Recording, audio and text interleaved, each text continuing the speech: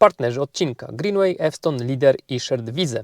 Kody rabatowe w opisie. Cześć, witam. Dzisiaj miłe spotkanie z Robertem. Cześć Robercie. Co się stało z Twoim poprzednim autem? Przypomnij, czym byłeś na zlocie rok temu? No, rok temu, 2 lata temu byłem Citroenem C0. Czyli bliźniak Aimiewa i Peugeota Iona. Dokładnie. A dzisiaj siedzimy w... Dacia Spring. Kurczę, jak oceniasz te auta? Jakieś porównanie tego samochodu? Jakie zużycia jeden, drugi? I zużycia są podobne, tylko bateria ponad 2 razy większa niż miałem i to robi już różnicę. Inny komfort podróżowania, nie? No, spokojnie można jeździć zimą z ogrzewaniem bez strachu, że braknie energii. Jakie zasięgi robisz tym typowo? Ile jesteś w stanie tą Dacią przejechać? Spokojnie 200 km. Na luzie, że Latem, tak no powiem. zimą powiedzmy 180 W tych z ogrzewaniem. granicach. No. Dobra. Ile Cię to auto kosztowało? Takie niedyskretne pytania zadaję, ale to zawsze ludzi interesuje. No auto kupiłem w górce Aha. cenowej, czyli ponad 100 000 złotych. Minus dopłata. Minus dopłata to wyszło 80. 80 Nie, tysięcy, 90 nieco, prawie całe 90. około 90 tysięcy. No teraz już myślę, że jakieś Niecałe. promocje można wyrwać, bo już wszyscy zaczynają tak normalizować te ceny. Ale tak czy siak, no masz tutaj zasięgu tyle, że jesteś w stanie, no nie wiem, 2-3 razy się naładować i pół Polski przejedziesz, nie? Spokojnie, byłem tym samochodem już w czeskiej Pradze. O, właśnie chciałem pytać, gdzie byłeś, ale Na już... kanale nie było filmu, ale może się jakiś tam filmik pojawi. Byłem w Olsztynie, czyli 300 km w jedną stronę trasa. Spokojnie, bez problemu.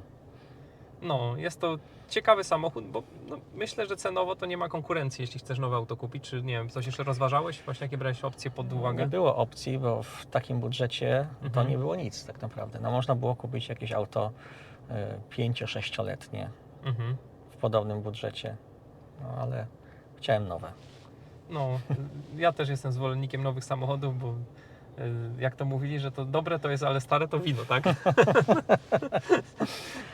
Także różnica jeszcze jest taka, jeśli chodzi Mhm. o Citroena C0, że dużo lepiej działa ogrzewanie. Mniej pobiera energii i dużo mocniej grzeje. Bo I tu szybciej. jest chyba... Tu jest powietrzne, taka powietrze normalne, zwykłe, tak. taka farelka tak zwana, Tak, i a to tam była grzałka w płynie chłodzącym, ktoś zanim się nagrzał cały układ, to trwało to długo marnowało energię. i nie nagrzewało tam, się gdzie bardzo trzeba. długo, natomiast tu się nagrzewa natychmiast. Włączy się ogrzewanie i od razu jest ciepło. No ewidentną wadą trojaczków jest to, że to ogrzewanie tam jest źle skonstruowane. Tam jest po prostu zaadaptowane ze spalinowego, Dokładnie. włożyli grzałkę. Włożyli grzałkę do i tyle. płynu A chłodzącego. to się tak nie da, bo ciepło właściwe powietrza jest malutkie, więc powietrze jest łatwo nagrzać, szybko nagrzać, tanio nagrzać.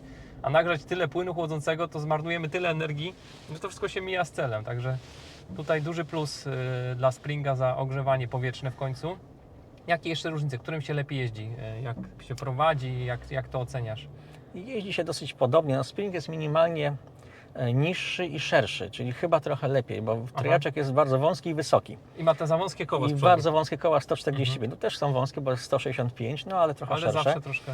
On jest szerszy, a niższy. Ma proporcje normalnego samochodu. Trojaczek miał takie dziwne proporcje, natomiast jeździ się podobnie. Przyspieszenie w trojaczku było minimalnie lepsze. On ma jednak większą moc silnika, to jest bardzo słabe przyspieszenie w Daci, no ale coś za coś. Jak to Ale zawsze. zużycie energii podobne. No i tu jest CCS, co jest w razie jakiejś tam trasy bardzo przydatne, ponieważ z przodem obawiam się, że może powoli zanikać. No, Niestety. zanika i robi się coraz trudniej przejechać trasę samochodem z Tak, szadem, tutaj a z nie ma CCS-em problemu, coraz łatwiej. zawsze ładowarkę znajdę, jak potrzebuję się doładować. Czyli reasumując, dobra zmiana? No, ja nie narzekam. Jesteś zadowolony? Ja nie narzekam, dlatego że jednak jest dużo bardziej komfortowo, wygodniej mi się jeździ z zasięgiem 200 km niż ledwo 100. Dzisiaj siedzimy w Daci Spring po liftingu i nie wiem, czy masz takie same wrażenie jak ja, że te pierwsze Springi to były takie strasznie takie badziewne, a potem ten lifting i kolejne już lata produkcji powiedzmy, to auto się troszkę ucywilizowało, nie? Jakieś lepsze zawieszenie, lepsze opony, nie wiem, czy masz jakieś takie doświadczenie na ten temat? Mam wrażenie, że samochód został też poprawiony nie tylko wizualnie, bo tam zmieniono logo, zmieniono parę drobnych rzeczy, jeśli chodzi o wizualne aspekty, ale również mam wrażenie, że lepiej jeździ niż ten pierwszy Spring, którego miałem okazję testować zaraz w momencie, kiedy się pojawiły na Czyli masz rynku. to samo wrażenie, że ja, że to jakoś to auto troszkę, jak ludzie na początku go tak odebrali kiepsko i jakoś to taka łatka do niego przyszyta została, to była wada pierwszych egzemplarzy, nie? Mogło tak być, to były pierwsze egzemplarze, natomiast z czasem produkcji coś tam zaczęli poprawiać i to auto Tak ucywilizowało wcale tak się. źle nie jeździ, jak się na początku wydawało. Ja jeździłem tym pierwszym Springiem sprzed produkcji, który jeszcze nie był dostępny w salonach, tylko miały takie salony demo i ten demo jeździłem 3 dni, on nie robił dobrego wrażenia, natomiast ten samochód, który kupiłem, już jest po liftingu, już jest tam 2 lata w produkcji, więc i mam wrażenie, że jeździ troszeczkę lepiej. Każde auto, które wchodzi do produkcji, zawsze ma wady wieku dziecięcego. No to tak, to jest po prostu i trzeba się z tym pogodzić, dlatego ja nigdy nie kupuję nowych modeli, tylko poczekam, aż ten nowy model stanie się modelem najlepiej po liftingu. Dokładnie. Dlatego Auta się kupuje po liftingu. Tak, auta się kupuje po liftingu. Dobra, i tym optymistycznym akcentem i chyba największą prawdą życiową kończymy ten materiał. Ja tu oczywiście zapraszam na Twój kanał, bo mega fajne filmy robisz, takie proste, instruktażowe dla O Daci jeszcze nie początkujących. było, ale obiecuję, że się wezmę i w końcu coś wrzucę.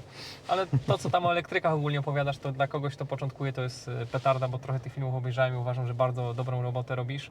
Także powiedz jeszcze raz nazwę kanału i ja tu podlinkuję oczywiście. Samochód elektryczny na co dzień.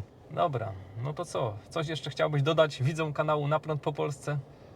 Polecam kanał Na Prąd po Polsce. A ja polecam samochód elektryczny na co dzień. Dzięki bardzo. Jak zawsze na koniec dziękuję za uwagę, dziękuję patronom za wsparcie i do zobaczenia. Cześć! Cześć.